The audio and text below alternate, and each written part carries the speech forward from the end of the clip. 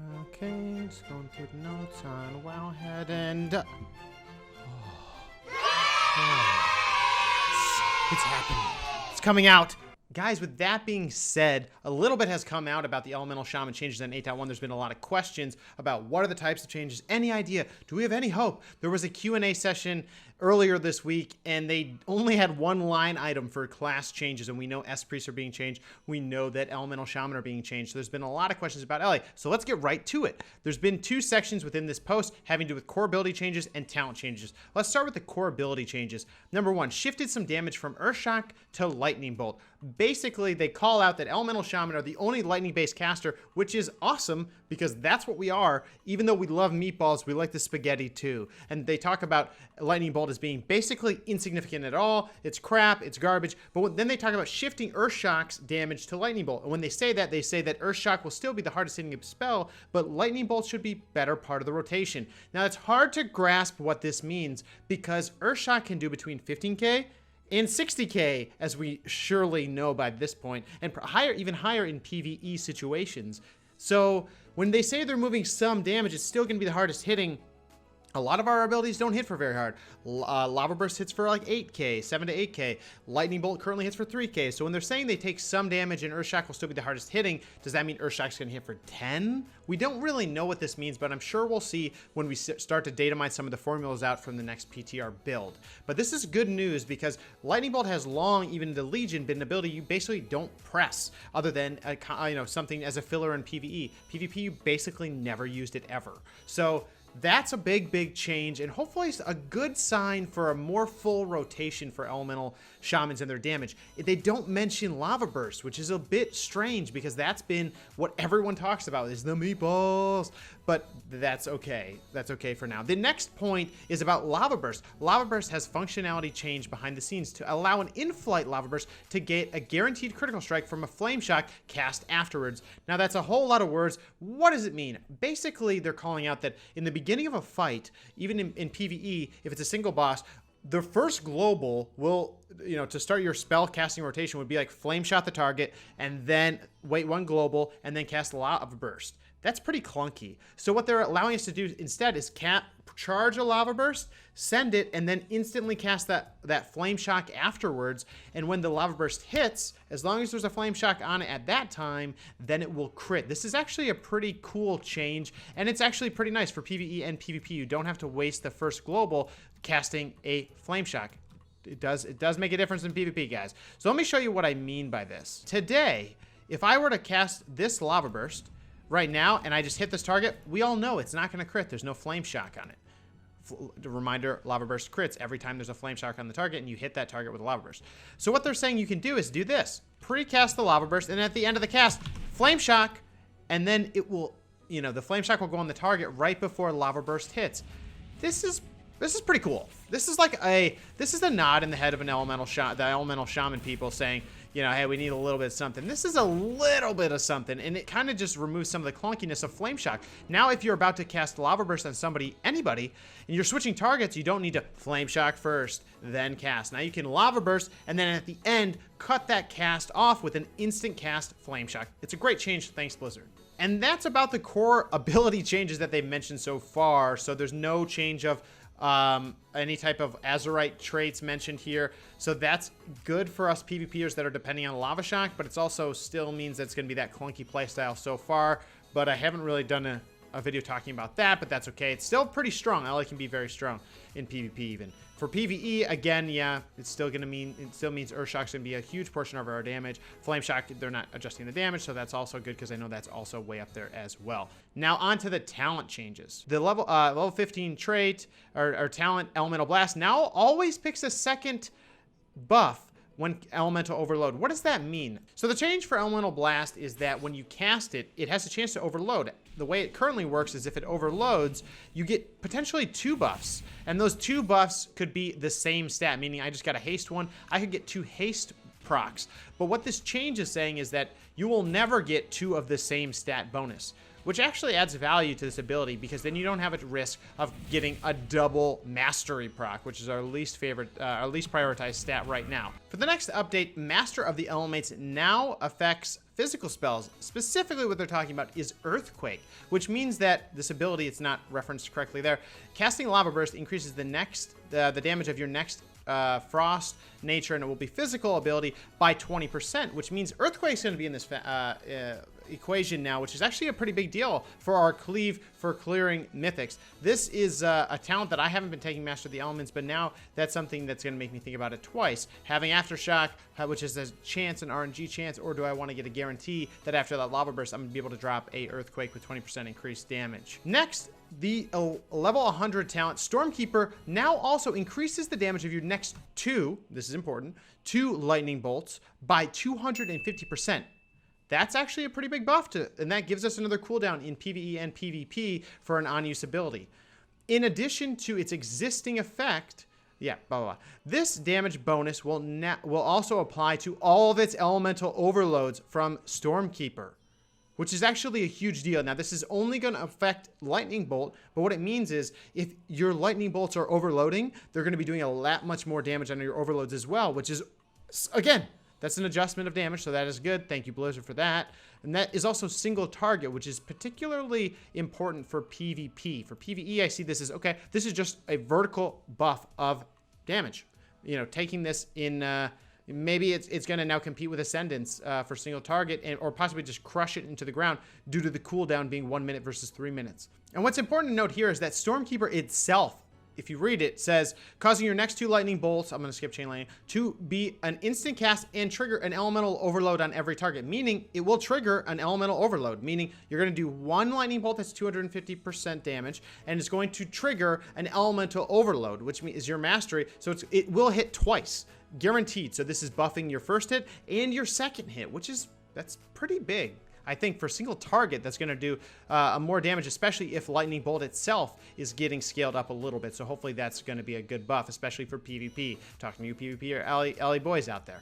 Now, the next 2 changes are talking about 2 talents that are being removed.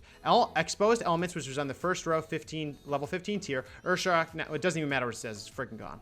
And then Earthen Rage, no one takes it right now, but it's going to be shifted up to this tier as well, which will be interesting because if Lava Burst becomes less critical, maybe it's actually going to be viable. I'm not sure yet, but I'm just throwing it out there.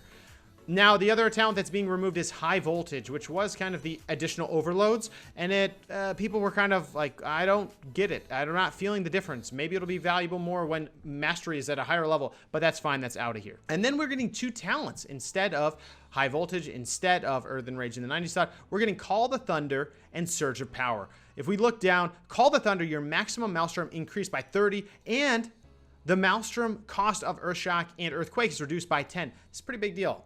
For a few reasons. One is in PvP, the maximum Maelstrom, that's 30. You can already stack it with Elemental Attunement. Now you're 180. That is a ton. You're going to be able to pump, if you take Aftershock, you're going to be able to pump almost...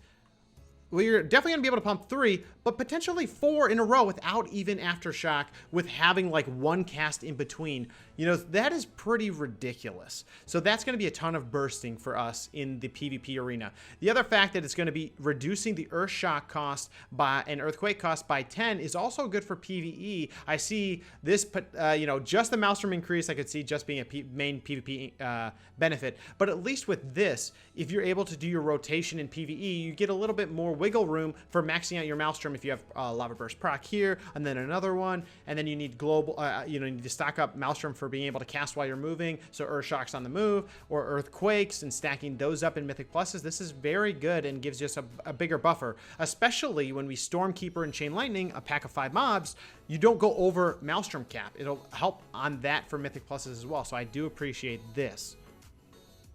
Now, Surge, and I also see this as Call of Thunder being something, looking at this tier right now, no one's taking Storm Elemental because it hinders the amount of Maelstrom you go. Everybody was going Liquid Magma Totem or even High Voltage. High Voltage, just get it out of here. Now we're getting Call of Thunder, which is a benefit to LAs in PvP.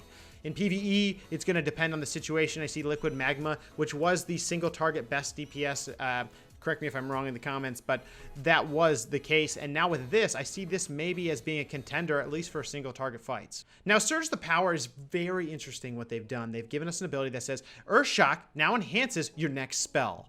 Now, let's get a little bit of a hype. For Flame Shock, if you Flame Shock, so after you Earth Shock, if you Flame Shock, the next cast does not incur cooldown. What that means is Earth Shock and you Flame Shock, that does not get a cooldown, and you can cast it again. Basically, 2 Flame Shocks. That's a huge deal for starting or even continuing your uptime for Lava Burst procs and continuing that Maelstrom generation, as well as it does actually a lot of damage. Next is, if you Lightning Bolt after your Earth Shock, your next 3 casts will cause an additional elemental overload. Hello? I don't know if you read above, but the fact that Stormkeeper's definitely going to proc an overload, now you're going to get an overload on that, which is a pretty big deal because maybe this 250% additional damage is going to affect that additional overload. Now we're talking about 3 lightning bolts that have been amplified by 250%. This could be pretty strong. Now, if you do the math of 250% to what we're hitting for, like 3K, you're like, Tiqqle, that's like 8K. Come on. Let's see. Let's see what happens. We don't know what's going to scale to yet.